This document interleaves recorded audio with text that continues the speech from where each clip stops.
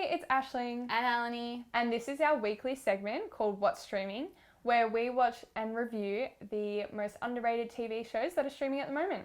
This week we're reviewing The Glitch, an Australian TV show streaming on Netflix. We're all risen again.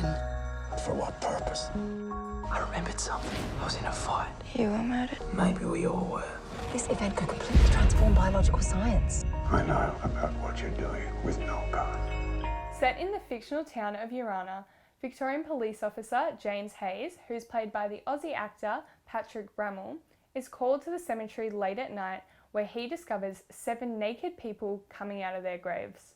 The paranormal drama show follows the crew as they find out who they are and the truth behind how they came to be back alive. Yeah, so what did you think of the show? I don't normally like mystery shows, but I really did like this one. I think they really did it in a way that makes you want to come back all the time, and I liked the slow unfold of it as well. Yeah. How you kind of go with them on the journey as well. That was really cool. I definitely agree. It really kept me like on the edge of my seat. And it was really cool because at the start they actually had no recollection of their memories from their past life, how they died.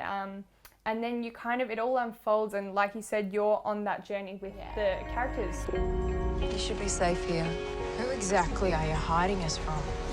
I also think they dealt really well with issues in like Australia as well, like discrimination and homophobia. Yeah. It's just, they did it in a way that, you know, you've got that comedy relief. So it didn't feel too heavy and it was really light and breezy, but it was still good to touch on them. Yeah, I completely agree. I think it's really important to touch on those heavy issues, but in a lighter way, and they handled that really well, I'd say. As well, I just thought it was shot like beautifully. I thought there were so many shots that just looked amazing. The Australian outback and the landscape. Yeah, the scenery was just incredible. Yeah. It really made me want to go out and watch more Aussie films and get behind them as well. Like, I was so blown away at how well it was done. I'm like, if this is the quality of this one, there's got to be more out there that are just like it. So I'm going to have a look around, definitely. Yeah, I think it's really important, as we know, to support Australian film and TV, but as we also know, it's a bit hit and miss, but this one was definitely a hit for both of us, I think, and I'm just really impressed with it. Yeah, for sure. And what did you think of it out of 10? I think I'm going to have to give it an 8 out of 10. I just cannot fault it.